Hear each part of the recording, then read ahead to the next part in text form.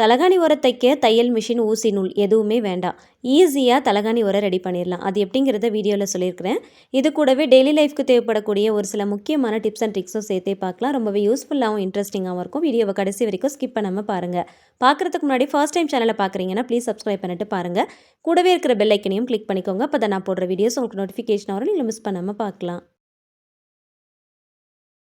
First tip என்னன்னு பார்க்கலாம். Biscuits எல்லாம் வாங்கி பாக்ஸில் போட்டு ஸ்டோர் பண்ணி வைக்கும் போது இந்த ஒரு விஷயத்தையும் மறக்காமல் செய்யுங்க. பாக்கெட்ல இருந்து ஓப்பன் பண்ணி போடும்போது நல்ல கிறிஸ்பியாக இருக்கும். கொஞ்ச நாள் கழித்து ஓப்பன் பண்ணி பார்க்கும்போது கொஞ்சம் பதத்து போன மாதிரி இருக்கும். அந்த மாதிரி ஆகாமல் இருக்கிறதுக்கு கூட கொஞ்சமாக அரிசி இல்லைனா சக்கரை போட்டு மூடி வச்சோம் அப்படின்னா நல்ல கிறிஸ்பினஸோடு இருக்கும். கொஞ்சம் கூட பதத்து போகாது. அதிகமான குவான்டிட்டியில் பிஸ்கெட்ஸ் போட்டு ஸ்டோர் பண்ணி யூஸ் பண்ணுறீங்கன்னா இந்த டிப் ரொம்பவே யூஸ்ஃபுல்லாக இருக்கும். ட்ரை பண்ணி பாருங்கள். நெக்ஸ்ட் இப்போ என்னன்றதை பார்க்கலாம். வாட்டர் பாட்டிலுடைய மூடி இருந்துச்சுன்னா எடுத்துக்கோங்க. இதுக்கு 2 மூடி நமக்கு தேவைப்படும். டபுள் சைட் செலஃபன் டேப்பை சின்ன பீஸாக கட் பண்ணிவிட்டு இதோடைய பேக் சைடில் நல்லா ஸ்டிக் பண்ணிக்கோங்க. நல்லா கிரிப்பாக இருக்கிற மாதிரி நல்ல ஸ்ட்ராங்கான டபுள் சைட் செலஃபன் டேப்பாக யூஸ் பண்ணிக்கோங்க. அப்போ தான் பிரிஞ்சு வராமல் இருக்கும்.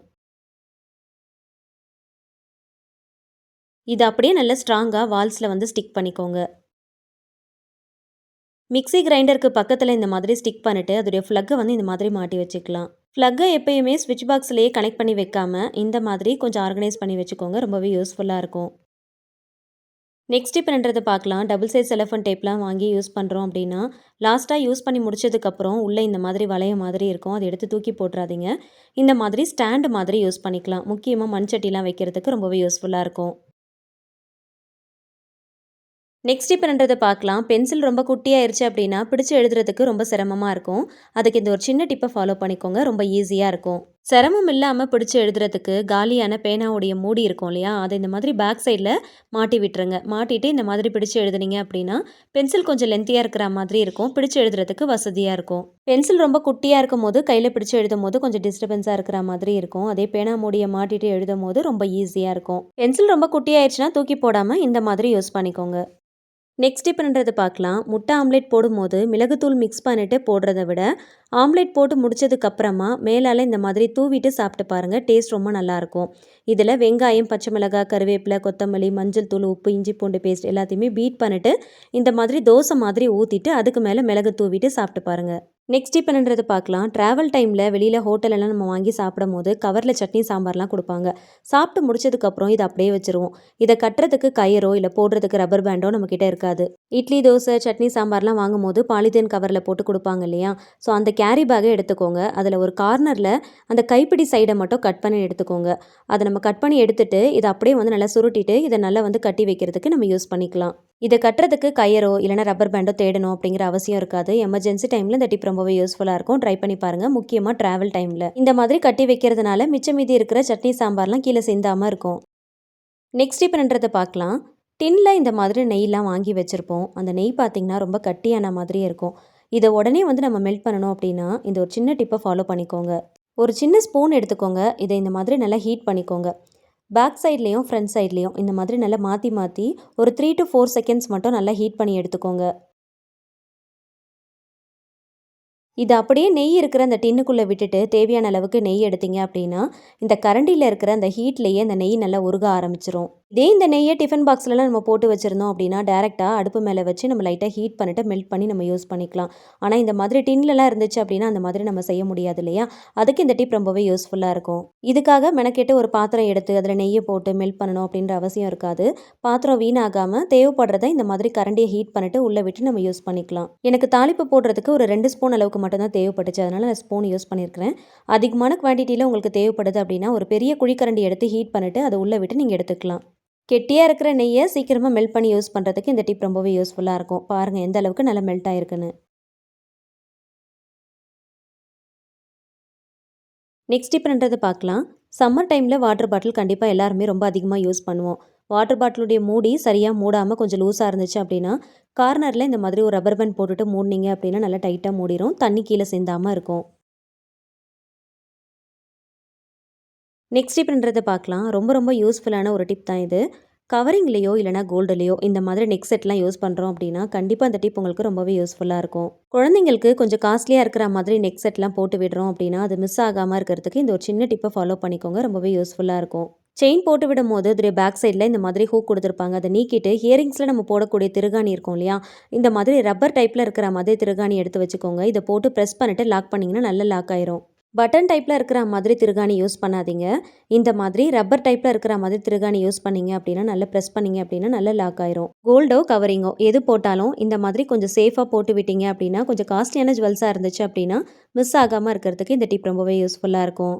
இது குழந்தைங்களுக்குன்னு மட்டும் இல்லை, பெரியவங்க கூட செயின்லாம் போடுறோம் அப்படின்னா, ஹூக் கொஞ்சம் லூஸாக இருக்குது அப்படின்னா அந்த மாதிரி டைமில் சேஃபாக வச்சுக்கிறதுக்கு இந்த டிப் ரொம்பவே யூஸ்ஃபுல்லாக இருக்கும். ட்ரை பண்ணி பாருங்கள்.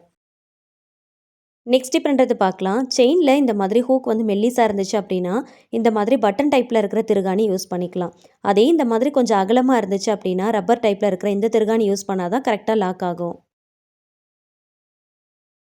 நெக்ஸ்ட் டிப்ன்றதை பார்க்கலாம். ஒரு சில நெக் செட்டை ஷார்ட் செயினாகவும் யூஸ் பண்ணிக்குவோம், லாங் செயினாகவும் யூஸ் பண்ணிக்குவோம். ஷார்ட் செயினாக யூஸ் பண்ணுறோம் அப்படின்னா ஹூக்கை வந்து இந்த மாதிரி செயினில் ஃபஸ்ட்டு வளையத்தில் மாட்டி விட்டுருவோம். அந்த மாதிரி மாட்டும் போது திருகாணியை போட்டு ஃபஸ்ட்டு லாக் பண்ணிக்கோங்க. லாங் செயினை ஷார்ட் செயினாக மாற்றுறதுக்கு இந்த மாதிரி ஹூக்கை மாட்டிட்டு பேக் சைடில் மீதி இருக்கிற செயினை அப்படி தொங்க விட்டோம் அப்படின்னா பார்க்குறதுக்கு அசிங்கமாக இருக்கும். இதை அப்படியே வச்சு சேஃப்டி பின் வச்சு பின் பண்ணாலும் பார்க்குறதுக்கு அந்த சேஃப்டி பின் பண்ணது தெரியும். மீதி இருக்கிற செயினை அசிங்கமாக தொங்கவும் விடாமல் சேஃப்டி பின் போட்டு அது தனியாக காட்டவும் செய்யாமல் இந்த மாதிரி பண்ணீங்க அப்படின்னா பார்க்குறதுக்கு அழகாக இருக்கும். நம்ம பின் பண்ணது சுத்தமாக தெரியாது. வேறு ஏதாவது செயினில் எஸ் ஹூக் மாதிரி கொடுத்துருப்பாங்க இல்லையா, அதை மட்டும் தனியாக கழட்டி எடுத்துக்கோங்க. இந்த 2 செயினையும் ஒன்றா வச்சுட்டு அந்த வளையத்துக்குள்ளே இந்த எஸ் ஹூக்கை மாட்டி விட்டுட்டீங்க அப்படின்னா இந்த செயின் அப்படி தொங்காமல் இருக்கும்.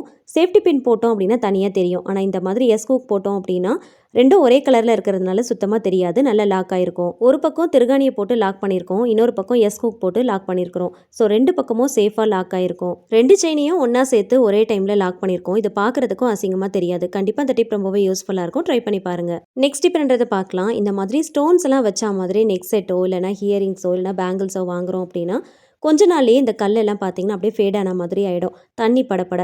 அதுக்கு இந்த ஒரு சின்ன டிப்பை ஃபாலோ பண்ணிக்கோங்க, ஃபேட் ஆகாமல் இருக்கும். இதுக்கு நான் யூஸ் பண்ண போகிறது நெயில் கலரில் இருக்கிற nail polish. Nail colour nail polish தான் யூஸ் பண்ணணும், கலரில் இருக்கிறது யூஸ் பண்ணக்கூடாது.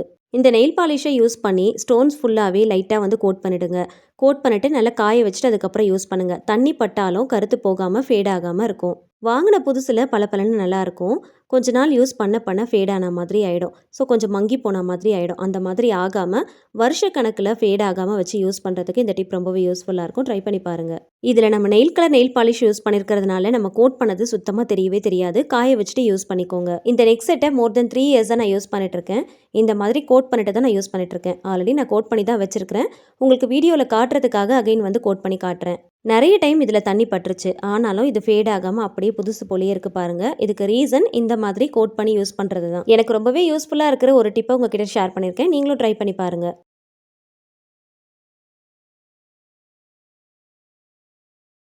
நெக்ஸ்ட் டிப்ன்றதை பார்க்கலாம். சம்டைம்ஸ் வந்து ஹியரிங்ஸ்லாம் நம்ம யூஸ் பண்ணும்போது பேக் சைடில் இருக்கிற திருகாணி மிஸ் ஆயிரும்.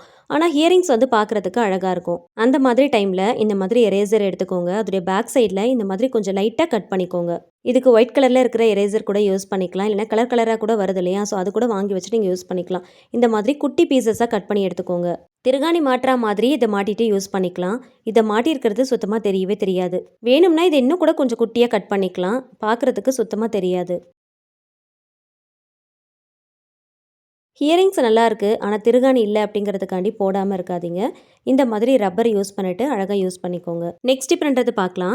தையல் மிஷின் இல்லாமல், ஊசி நூல் எதுவுமே இல்லாமல் தலகாணி உரை ரொம்ப சூப்பராக ரெடி பண்ண போகிறோம். பார்க்குறதுக்கும் ரொம்ப அழகாக இருக்கும்.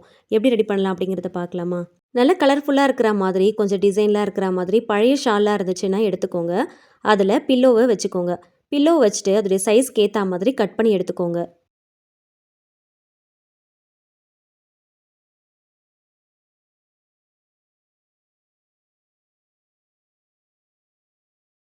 பில்லோவுடைய சைஸ்க்கு ஏற்ற மாதிரி ஷாலை ஃபஸ்ட்டு கட் பண்ணி எடுத்தாச்சு.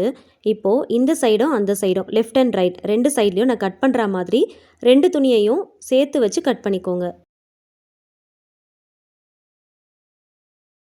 பில்லோவை துணிக்குள்ளே வச்சு கட் பண்ணுறது சிரமமாக இருந்துச்சு அப்படின்னா ஷாலை இந்த மாதிரி ஃபஸ்ட்டு மடித்து போட்டுக்கோங்க. மடித்து போட்டுட்டு தலகானுடைய சைஸ்க்கு ஏற்ற மாதிரி 2 கார்னர்லேயும் 2 துணியை சேர்த்து வச்சு நல்லா கட் பண்ணி எடுத்துக்கோங்க. தலகாணியை இந்த துணிக்குள்ளே வச்சு கட் பண்ணும்போது சரியாக கட் பண்ண வராது. சம்டைம்ஸ் வந்து கட் பண்ணும்போது பில்லோடைய உள்கவரும் சேர்த்து கட் பண்ணிடுவோம். ஸோ அதனால் கரெக்டாக கட் பண்ணுறதுக்கு சென்டரில் வச்சுட்டு அதுக்கப்புறம் கட் பண்ணிங்கன்னா ரொம்ப ஈஸியாக இருக்கும். 2 பக்கமும் கட் பண்ணோம் இல்லையா? ஸோ அதோடைய மேலேயும் கீழேயும் இந்த மாதிரி நாட் மாதிரி போட்டுக்கோங்க. இதை 2ஆக மடித்து போட்டு கட் பண்ணியிருந்தோம் இல்லையா? ஸோ அதனால் கரெக்டாக ஈக்குவலாக வச்சு இந்த மாதிரி நாட் மாதிரி போட்டுக்கோங்க. வீடியோவில் நான் காட்டியிருக்கிற மாதிரியே அதே மாதிரி நீங்களும் பண்ணுங்கள். ஃபஸ்ட்டு வந்து ஒரே ஒரு நாட் போட்டுட்டு அகைன் வந்து இன்னொரு நாட் போடுங்க. அப்போ தான் வந்து டைட்டாக இருக்கும், பிரிஞ்சு வராமல் இருக்கும்.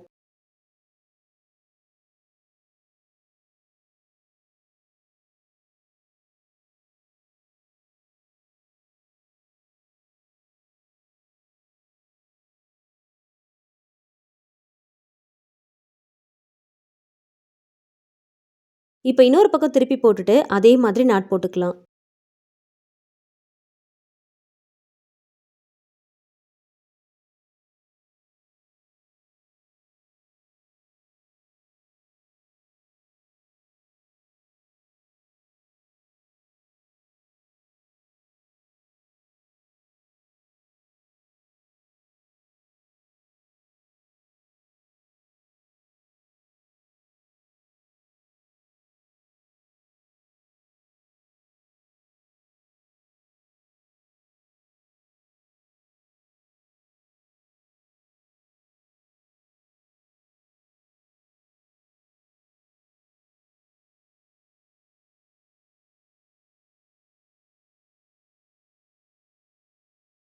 ரெண்டு பக்கமும் கட் பண்ணதை நாட் போட்டு ஆல்மோஸ்ட் வந்து ஃபினிஷ் பண்ணிட்டோம். ஸோ பார்க்குறதுக்கு சுங்கம் போட்ட மாதிரி தான் இருக்கும். நாட் போட்டதுக்கப்புறம் இது கொஞ்சம் லென்த்தியாக இருக்கிற மாதிரி இருந்துச்சுன்னா கட் பண்ணிக்கோங்க.